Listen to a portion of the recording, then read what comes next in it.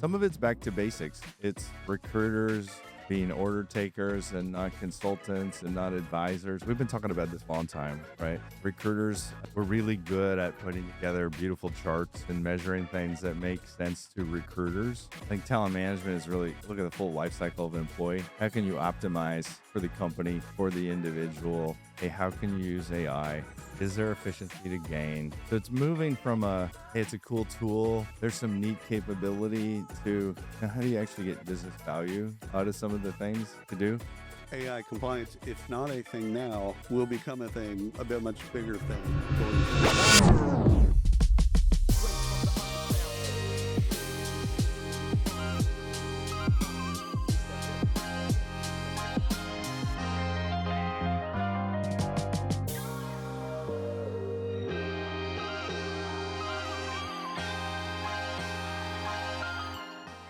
Let's say this is William Tincup and Paul. Paul, how are you doing today? Good. Thanks for having me. Thanks for being here. Introduce yourself, if you don't mind, for the audience and everybody at home and all that type of stuff. Yeah, I've been a TA leader for 20 some years. Worked at companies you're probably familiar with like Rackspace and Washington Mutual, Travel and Leisure, Wyndham Hotels. For the last 2 years, I've been a consultant with Riviera Advisors. Oh yeah. So were you down at Rackspace? Were you down in the mall? We were at the Castle. The Castle. Yeah. Boy, I love that space. Yeah, it was a good era. They let everybody kind of do their own thing. A lot of Mountain Dew, a lot of Monster Energy drinks. Typical, very like typical IT company of that era, but based in San Antonio. Look, they had it was a really great environment and extreme in many ways. Oh yeah. Oh yeah. All good. All good. Were you there with Michael Long? Yeah. No way. Yeah, Michael was on my team. Oh my goodness. That is so fantastic. And your last name? Norman. Paul Norman. Norman. Okay. So let's do this. Single biggest challenge in recruiting today. What do you think it is? Yeah. So moving into consulting, I've gotten to see quite a few different sizes of companies, industries, teams, challenges. Biggest challenge. Some of it's back to basics. It's recruiters being order takers and not consultants and not advisors. We've been talking about this for a long time. 100%. Right? This is a 100-year problem. Yeah. So that's one thing that's pretty consistent and hard to overcome. Teams really struggle with that, but it's probably one of the top differentiators in great TA teams and average TA teams is that ability to get to that point where you can be a consultant and advisor. Part of that's knowing the business. We still see that as a struggle. Recruiters, we're really good at putting together beautiful charts and measuring things that make sense to recruiters. Tim Sackett and I had this conversation yesterday. He's like, I'm on a mission to get rid of time to fill. I agree. Time to fill is great as an operational metric for TA leaders. It helps you see like where the gaps are in your pipeline, your workflow, and the steps and so on, right? But you talk to the business doesn't care. Doesn't business care. is I have a That was hole. his bit. Yeah. It's like CEO doesn't care about time to fill. Nah, we like high volume shops. I did this at a couple different companies that I was at.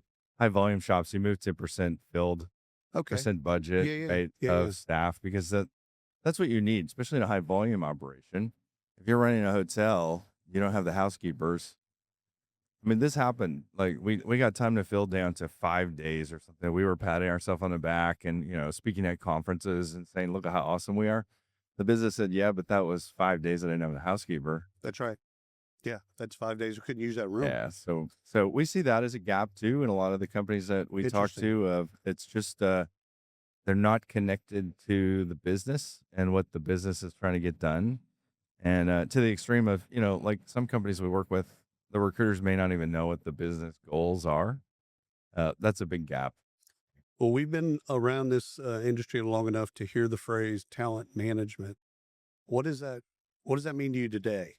I think it's evolved, and talent management to me means you're thinking about it broader than the components of I have to go attract talent and get it recruited into the industry and get it into my company. I think talent management is really look at the full life cycle of an employee. Yeah. How can you optimize for the company, for the individual? And a lot of companies struggle with that because it's done largely in pieces, right? Well, Sped and up. Optimize decade ago could have been let's check in every 6 months. Optimize today, it's the frequency of optimization is going to be a lot faster. Yeah. Certainly easier to do today. Right.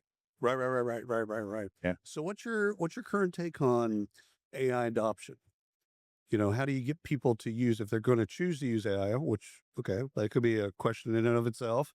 But if they're going to use AI, how do they get their folks, their sourcers, their recruiters, their hiring managers, how do they get their whole folks using AI? Yeah, it's really been interesting to watch the evolution even in the last 12 months. One of the questions I'm asking here of people I'm networking with is, are you under pressure to use AI? Are you using it? What are you doing with it? You know, a year ago, the answers were very much like, I'm really excited about it. I'm not really sure. We don't know Yeah. what to do. There's too much noise. Big Everybody question mark. has it, right? Every Yeah. tool I already own now is AI, and you know, everything I have is an agent now.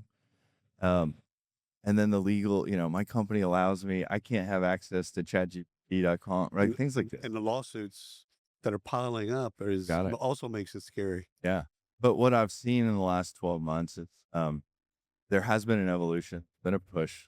CHROs are hearing more about, I need to figure this out, and we need to figure out how to actually use it to drive an impact. Right. So that's progressing. And the pressure I see also on CHROs and TA leaders to, hey, how can you use AI? Is there efficiency to gain? So it's moving from hey, it's a cool tool. There's some neat capability to, how do you actually get business value Right. out of some of the things to do? And we see it across the board. I mean, we see it from recruiters using transcription, loading transcripts into an LLM to put together summaries. Some of that inside the company, some of that on their own. You can't stop people from being people with their Oh yeah. mobile phone. Oh, right? 100%. 100%. Nor should we. I mean, again, if it's helping them, again, I don't mind that. Again, at one point, the company is going to have to sign off to make sure that they're compliant, because Yeah. AI compliance, if not a thing now, will become a thing, a bit much bigger thing going forward. When you need to recharge your battery goes a little low. What do you do to recharge your battery? Yeah, we've got 4 kids. So youngest one plays hockey. So kind of recharging. I follow him all over Texas playing hockey, Yes, travel hockey. travel hockey. Oh boy, that's Yeah. a thing. I don't know if that's relaxing or not, but it is fun. We get on the ice with him, watch him play. That's a recharge. I can see that. Yeah. I can see that. This has been fantastic, Paul. Thank you so much for carving out time for Yeah, us. thanks for having me. Absolutely. And thanks to the audience.